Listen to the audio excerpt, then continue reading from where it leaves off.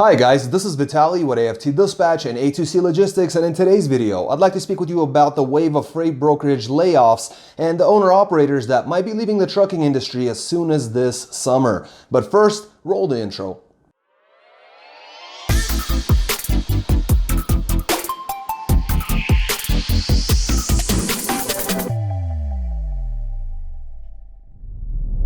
Welcome back. Before we get started, I'd like to ask you to please like the video, be sure you subscribe to the channel and hit the notification bell so you never miss a single release of our videos, where every Friday we're talking about something that could benefit you in your trucking businesses, in your trucking careers, as well as cover the loads we've successfully booked for our customers, consisting of leased-on owner-operators and carriers operating under their own MC authorities, running under our truck dispatch services. As always, guys, big thank you for all the likes you've provided in all the previous videos. Please do keep them coming, and let's talk about these layoffs and brokerages and freight brokers and, unfortunately, owner ops that are saying that if things don't change real soon, they're going to start quitting as soon as summer comes to visit us yet again here in North America. Guys, not good news, but took a lot of notes here, and we'll try to do what we can to repair it. There is a wave of freight brokerage layoffs. We made a video in the past about C.H. Robinson being one of the bigger players that were laying off a ton of employees, and this looks to continue. We'll have some contrast and compare stats here for you, but basically freight brokerages hired too many people back in 2020, 2021, and as it generally happens, we say what comes up must come down. It's the same thing here. They hired way too many people. Now they're having to let people go, and we've talked about the CHR. Again, I'll leave a little card here in the corner. That's a video that will definitely tie very handsomely to this one to kind of give you an idea of what we were talking about then.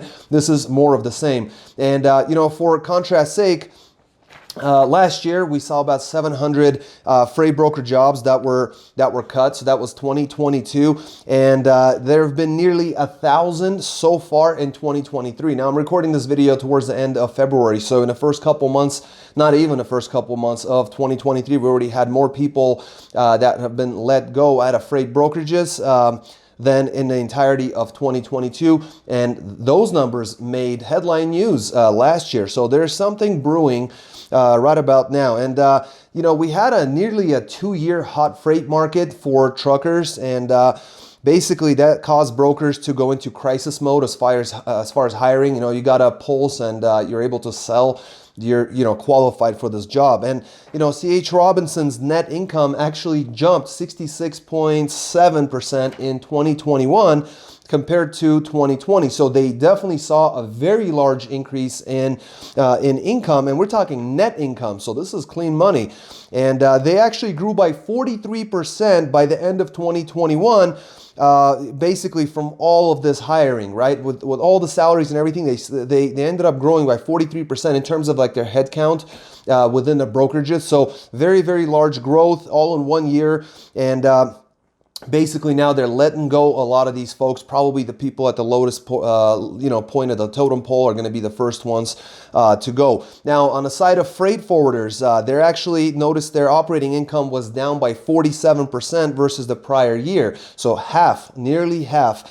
And over 35% of recently surveyed owner-operators said they'd actually leave the industry if rates didn't change or they didn't rebound by the end of 2023. They were saying that they're looking at the second half of 2023 for, telltale signs of whether it's going down or whether things are going to improve. And, we've made videos, I'll try to look it up and leave the card here in the corner, where we basically said the same thing. In fact, I believe there were 2 videos that we've talked about that, and I was talking about possibly July is when we're going to start seeing, changes towards the positive side, and the industry leaders that later, in a later video after that, kind of supported that, and they were talking about somewhere near June. So I'll take it, June or July, close enough. And right now, these guys are saying second half, if things aren't turning around by the end of the year, we're out of here. And that's a very large percentage.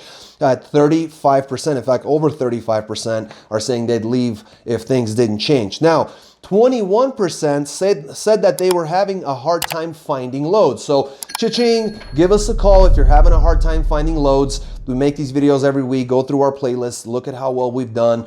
Our guys are professional, they know what they're doing. I'm not trying to plug the service, but if 21% said that they're having a hard time finding loads, it would be stupid not to. So there you go. Got questions? Call or text us. Numbers in the corner. You could take a look at that. Now, the median owner operators that were surveyed, this was open, what was it, FreightWaves survey. It was a fairly small survey, I think 120 carriers, but nonetheless, the median owner operator survey saw revenue that actually grew by 7%. We're talking about the owner ops, the truckers, for 2021 through to 2022. But what's interesting is they actually paid 22.9% more in expenses in 2022. So, they made more, but they spent considerably more as well. Now, the group most likely to leave trucking, so out of those surveyed, the ones that we're talking primarily about leaving if things didn't improve, that group saw actually higher growth in terms of their income. They saw a 9.3% growth in revenue, but also saw 36.8% more in their expenses or in their expenditure, right? Their operating costs were almost 39% higher. And finally, and this one's real interesting, I think I'll do a separate video on this once I dissect all the data, but OIDA, they just published the information last night, yesterday, the 22nd of February. They published the results of a large trucking survey showing operating costs for owner ops. They've actually increased by over 30% for 2020 to 2021. So that is definitely supported. And, I wanted to kind of talk about that one thing that you can do to help yourself. And that's basically to run more efficiently, to run more effectively as an owner operator, right? So here's how you do that. There's basically two ways of doing that, or a combination of both. Get higher rates or I should say, or lower operating costs. And why I say that is because obviously when, the times get tough, start thinking a little bit more about what can I do to improve my business. And it's really simple. Start looking at your operating costs. Where are you bleeding? Could you get fuel cheaper? Can you get factoring cheaper? Can you, get higher rates? I mean, if you don't have a dispatcher, don't you think that someone that is, experienced, has definitely booked and dispatched a lot more freight, looks at the market all day long, and this is their only sole, focus all day is to get you the best rates, would probably do a good job or a better job than you would from the cab of your truck, even if you're an excellent salesman. Reality is, you definitely benefit from a strong dispatcher. On the other hand, like owner ops, for example, a lot of you guys are leased on with outfits that not only give you lower rates in the market because their dispatchers aren't very good, but they're also charging you a ton of money. So your operating costs are high and then your income is low. So you really got to fix both of those things. But guys, definitely unsettling news. Things are, anytime brokers are letting go a mass amount of brokers, their employees, that's not a good sign for the industry. Whenever you got owner ops saying that enough is enough, we're going to be leaving the industry unless things change and quickly, that's not a good sign. So definitely hold on to dear life. I mean, we got some guys that did quite well this week. It does look like the market did go down ever so slightly. Last week was a lot better, but nonetheless, you can still make good money. I'm going to switch over to camera. If you haven't smashed the like button, please do so now. Make sure to subscribe to the channel. And if you got any questions or comments, any concerns, anything about this, please leave your comments in the comment section below. I'm going to switch over to camera and see you guys in just a moment. Welcome back. Let's take a look at some of these loads. Guys, again, week's okay, not bad. We got some guys coming up close to 10,000 bucks for the week. Vans, reefers, and a flatbed. Stick around and get an idea where the markets are this week. I'm going to start off with a reefer coming out of Parma, Michigan, going to Maxton, North Carolina with a 43,000 pound load of grocery products. 741 miles booked at 2,600 bucks, got them 351 a mile. Then Inori, South Carolina, going to Pelahatchie, Mississippi. It's a 40,000 pound load of refrigerated goods. 537 miles booked at 1,400 bucks, got them 261 a mile. Then Delhi, Louisiana, going to Grandview, Washington, longer run. 35,000 pounds of frozen foods at -10 on a reefer. 2,241 miles booked at 5,500 bucks, got them 245 a mile, going to a decent market. Lots of miles at a good rate. So that's what did it. 7 days on the road, Monday to Monday, grossed 9,500 bucks in their 7 days.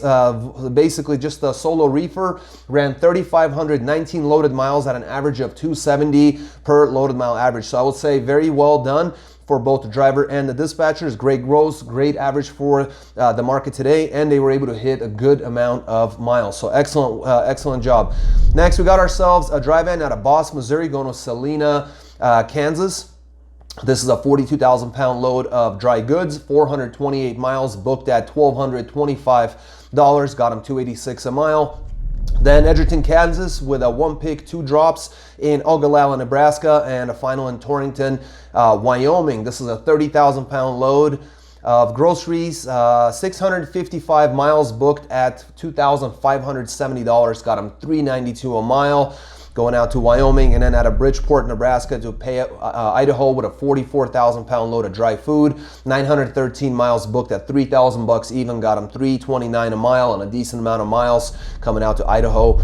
Not bad at all. 7 days on the road, Wednesday to Wednesday. Gross $6,795 on their 7 days. 1,996 loaded miles ran at an average of $3.40 per loaded mile. Excellent job. Then a flatbed out of Savannah, Georgia to Delta, Ohio. It's a 30,000-pound light load for a flatbed. It's a load of steel roll or steel rolls, 836 miles booked at $1,818, got them $2.17 a mile.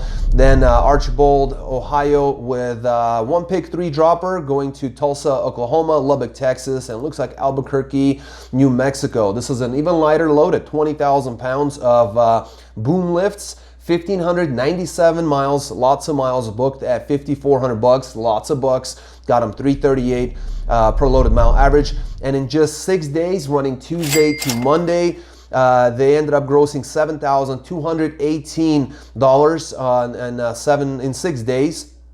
Ran 2,433 miles at an average of $297 per loaded mile average. So an excellent job there. Then a dry van coming out of Janesville, Wisconsin to Cincinnati, Ohio with a light load of 20,000 pounds of general merchandise. 405 miles, booked at $1,055, got him $260 a mile. Then Greenfield, Indiana, with a 1 pick, 5 dropper. So 3 drops in Denver, Colorado, 1 drop in Salt Lake City, or actually 2 drops in Salt Lake City, Utah. So 1 pick, 5 drops, 44,000 pounds of countertops, granite, marble, cast stone, and everything was in crates. Crated, 1,627 miles booked at $4,600, got him $283 a mile. Great job. Then out of Clearfield, Utah to Auburn, Washington, it's a 42,000 pound load of basically salt bags or bags of salt. 812 miles booked at $1,900. Going for $234 per mile there. 7 days on the road, Monday to Monday, grossed $7,555 in 7 days, ran 2,844 loaded miles at an average of $266 per loaded mile average. So an excellent job there. Another reefer out of Russellville, Arkansas, going to Ridgewood, New York with a 40,000 pound load of chicken, -5 on a reefer. 1,309 miles booked at $3,800, got him $290 a mile and a ton of miles. Then Hicksville, New York to Laverne, Tennessee, 35,000 pound load of butter and cheese, 1,919 miles booked at $2,150, got him $234 a mile. And then Bowling Green, Kentucky with a 1 pick, 2 dropper to Miamisburg, Ohio and Twinsburg, Ohio. 43,000 pound load of assorted food goods, 482 miles booked at $1,500, got him $311 a mile. Basically, that's it. It's a solo reefer, Tuesday to Tuesday, grossed $7,450 in 7 days, ran 2,710 loaded miles at an average of $275 per loaded mile average. Then we got ourselves, we got ourselves a dry van coming out of Reform, Alabama, going to Nashville, Tennessee with a 44,000 pound load of miscellaneous products or FAK. Short run, 240 miles booked at $784, got him $327 a mile, moved him over to Nashville. Then out of Jackson, Tennessee to Blair, Nebraska. A little bit longer run, very light load at 13,000 pounds of dry goods, 707 miles booked at $1,750, got him $248 a mile. The next one was coming out of Norfolk, Nebraska to Omaha, Nebraska, but ended up being a truck order not used. We collected $150 on that one and picked up a load right out of Blair, Nebraska, where the last one was delivered, going to Storm Lake, Iowa with a 21,000 pound load of liquid food. 108 miles booked at $750, got him $694 a mile. Then Lighton, Iowa, going to Fayetteville, North Carolina with a 42,000 pound load of pallets. 1,215 loaded miles at an average of $2,900, or booked at $2,900, got him an average of $239 per loaded mile. That was it. Friday to Friday, 7 days on the road, grossed $6,334, ran 2,270 loaded miles at an average of $279 per loaded mile average. Then we got ourselves Reno, Nevada. This is a dry van with a 1-pick 2-dropper to Chico, California and Red Bluff, California. It's a 14,000-pound light load of dry goods, 205 miles, booked at $800, got them $390 a mile. Then Williams, California to Madera, California with a 42,000-pound load of general merchandise, 206 miles, booked at $625, got them $303 a mile.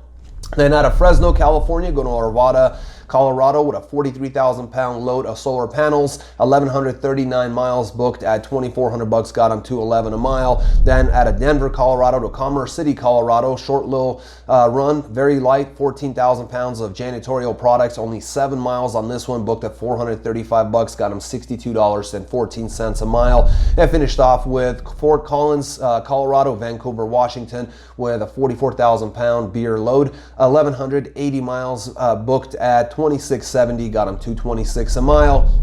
They finished off Monday to Monday, 7 days on the road, grossed $6,930, ran 2,737 loaded miles at an average of $253 per loaded mile average. We're going to finish off with yet another dry van out of Ward, South Carolina, going to No-Show, Missouri with a 42,000-pound load of food ingredients, 952 miles, booked at $19.50, got them $205 a mile. Then Frontenac, Kansas to Meta, Missouri. It's a 43,000-pound load of pet food, 196 miles, booked at $700, got them $357 a mile. Then Quincy, Illinois, going to Quincy, Illinois to Cleveland, Ohio, 42,000-pound load of welding materials, 628 miles, booked at $17.50, got them $279 a mile. They finished off with Jefferson, Ohio to El Dorado, Arkansas with a 21,000-pound light load of dry goods, 1,036 miles, booked at $21.56, got them $208 a mile. And that was it. Solo dry van, Tuesday to Tuesday, 7 days on the road, booked $6,556 worth of freight for the week, ran 2,812 loaded miles at an average of $233 per loaded mile average. So there you have it, another week, not bad. The markets are definitely not in a good place, and as you can see, you can make this kind of money. You know, keeping in mind that these drivers change all the time, the freight changes, the routes, the rates, everything, but our dispatchers are proving that they're able to, week in, week out, good market, bad market, they're able to generate very strong rates. They get the miles, they get the gross, and that's what you guys got to do at this point. You know, you either have to find ways to save money, but also, you know, it doesn't hurt to find ways to increase your gross income, and that's basically what we can do. We don't help you with finding ways to reduce your expenses. You know, that's your job, but leave the dispatching to us.